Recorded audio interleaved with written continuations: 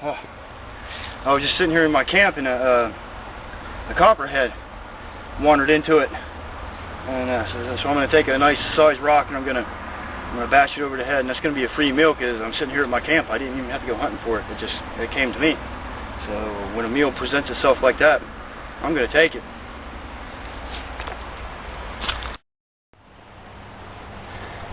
You see, there it is right there.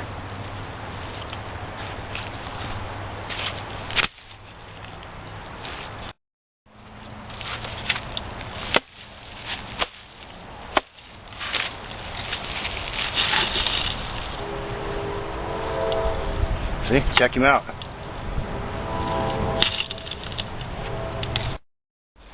Yeah, it's not often you get a free meal like this, but out in the wilderness, a dangerous animal can wander up to you at any moment, so you always have to stay alert, even in the daytime. You're potentially a danger out in the woods, but this snake right here, it's lunch, and I'll get a nice skin off of it.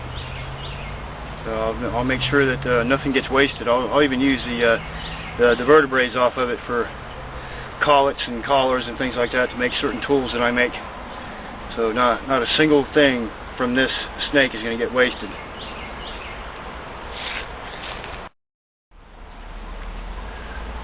See, what I have here is a knife that looks like a cardinal, made out of glass. And I've got my buzzard's beak.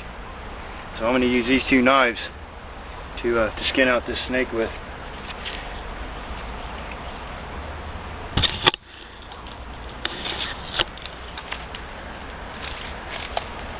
And what I like to do is I like to put my foot on top of its head and start at the tail section. See, look at the tail. And it's still moving. Okay. And just reach right in there and start cutting.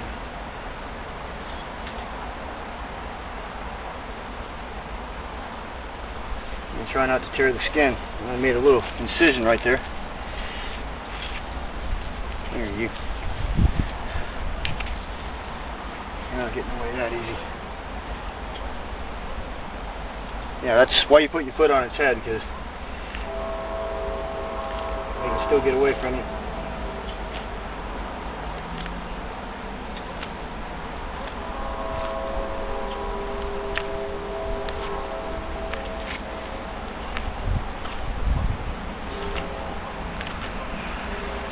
See, you just make an incision like that and you just cut him open from one end to the other. Then after you got it all split open, what you do is you remove all the intestines. You know, all that's got to come out of there. Yeah, that's the icky part.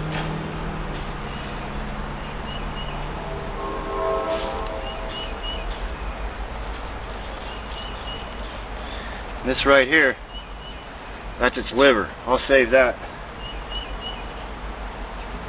That's going to be pretty good.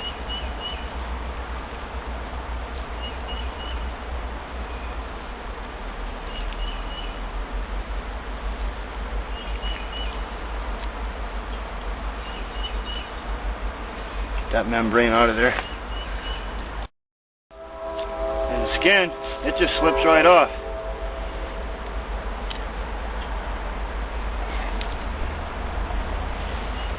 So I want to preserve as much of it as I can. And with a dangerous snake like this, you always want to be careful around the head, because it can still, even though it's dead, it can still bite you. If its fangs should happen to get into you, that could be potentially a big problem.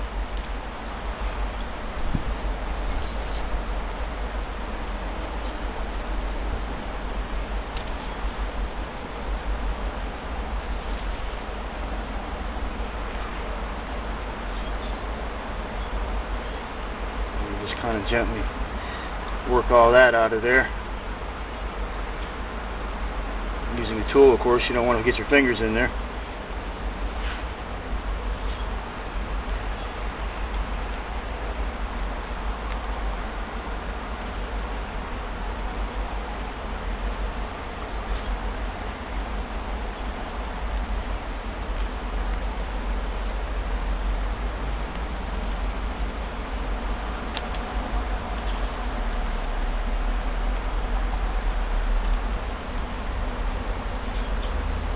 That's almost ready. Now, see I got the meat right here. Now I can cut that up and put it on the barbecue grill. I'm going to have some really good food for tonight. Now that's how to clean and skin out a copperhead. Alright, let's eat. And what I do to preserve the skin is I'll take a branch and I'll open up the skin flesh side out and I'll roll it up onto a branch.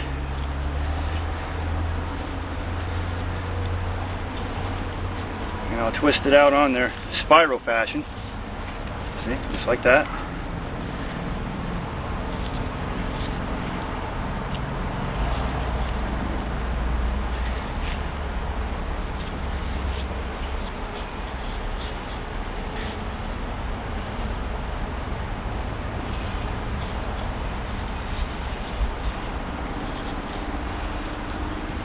Just like that, just roll it up spiral fashion.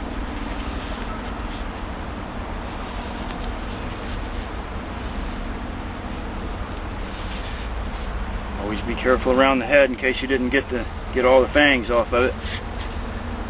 You don't want to get stuck. You just open that up and leave it like that for a week or two. When it's dry, you can soften it up and you can make anything you want out of it.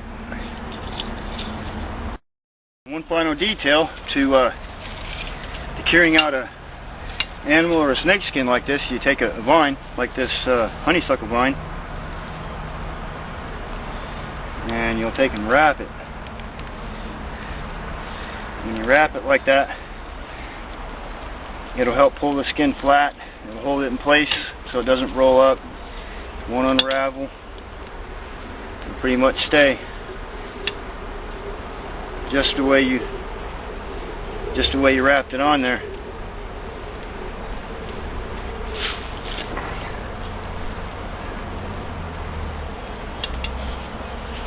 And that's all you got to do.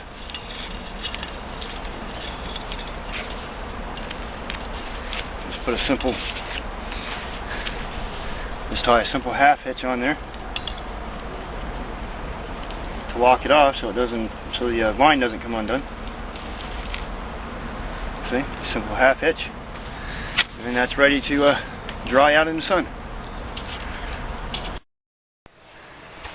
Okay, now that my snake skin is cured out, and it's not completely dry yet, but it's cured, and you can see it turns dark like that. Well, the next step to making this into a usable hide is I have to tan this hide, and to do that I'm going to smoke it over a wood fire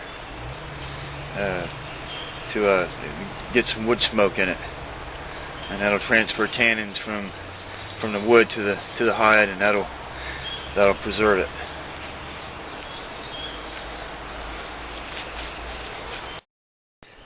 These black walnut shells are going to be a perfect thing to do that with.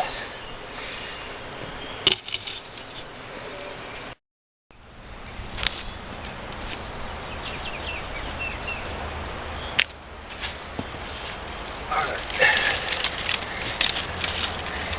Fluff up this rope bark.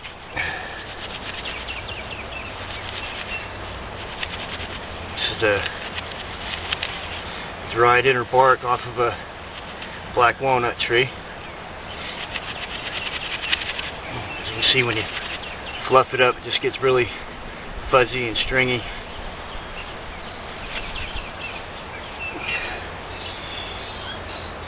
Makes a pretty good tinder.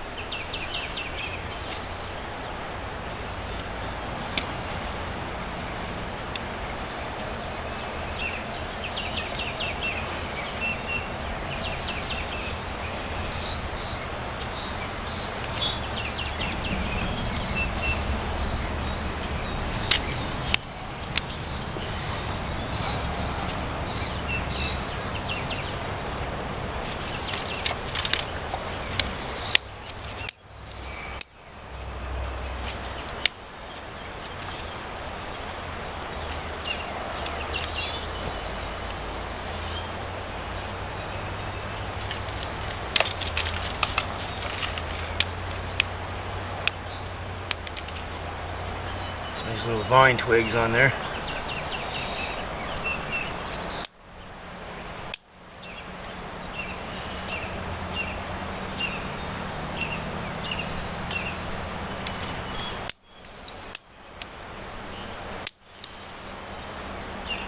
Yeah, these dried greenbrier vines ignite at a low temperature, so they catch on fire real easy.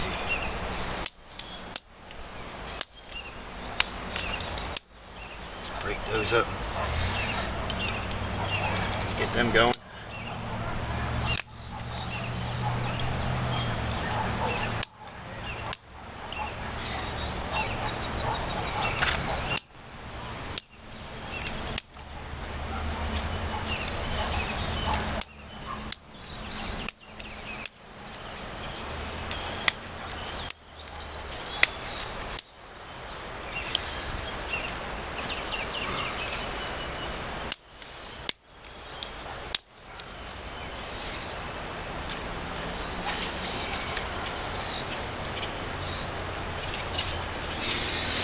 Then I'll start adding some larger wood.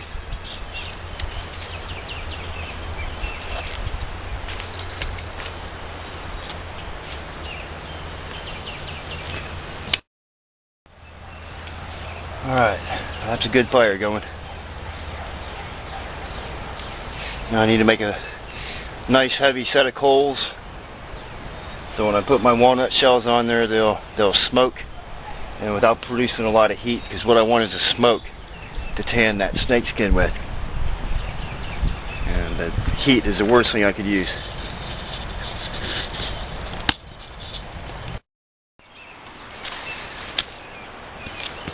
And it doesn't take a long time to tan one of these hides, but you do have to smoke it quite a bit.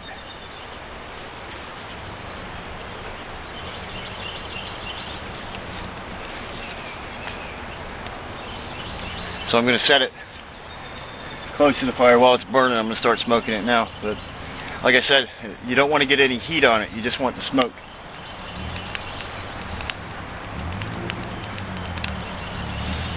And the tar from the smoke is going to tan that hide. It's going to make it soft. It's going to make it supple. And it's going to preserve it. But I don't want to cook the hide. I just want to smoke it. Alright.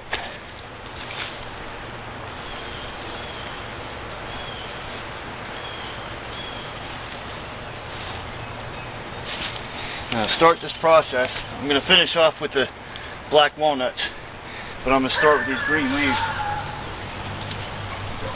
Put that on top of the fire, and as you can see, it puts out plenty of smoke. And I'm going to hang that skin over top of the smoke.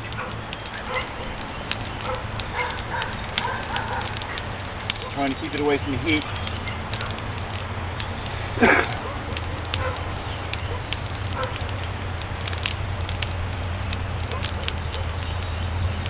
And that's going to do a lot to start this process.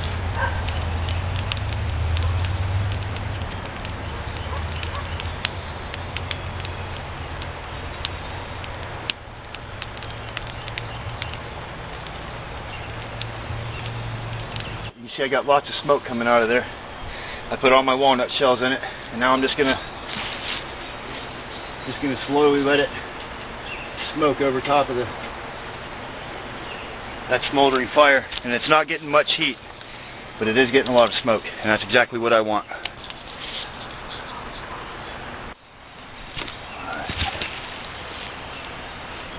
Them walnut shells smell good when they're smoking too. If you like making smoked meat, try using black walnut shells to smoke it with. You'll be amazed at the smell and the flavor.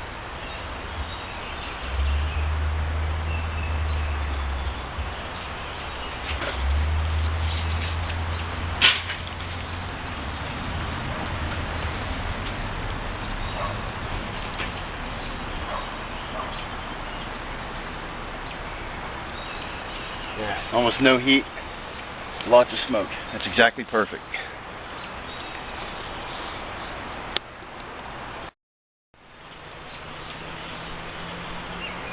You constantly monitor your temperature to make sure it's not hot. I can't stress to you enough how much you don't want to put any heat on your skin. You just want to smoke it. Any amount of heat could potentially ruin the skin. Just smoke only. Alright, it's been about 45 minutes. You can see even the vines here have taken on a nice dark smoky color. The hide is much darker. See, that's a nice smoky dark color. It's no longer bright red like it was a little while ago. So this hide is thoroughly smoked. Okay, now I've reversed the wrap and made sure that all of the skin is smoked evenly. Sometimes when you wrap them up spiral wrap, they'll only smoke on one side and the other side doesn't. So I'm going to go ahead and unwrap this, and we'll take a look at it.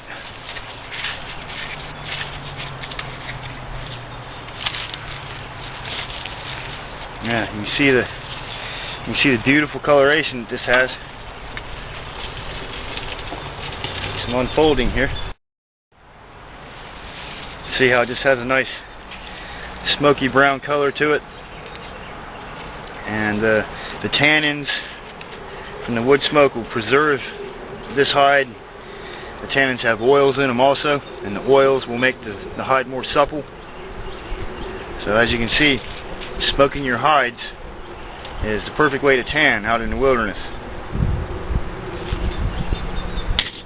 There's a lot of people that'll tell you you got to have special chemicals. You got to soak oak leaves in water and make a deep tea out of it.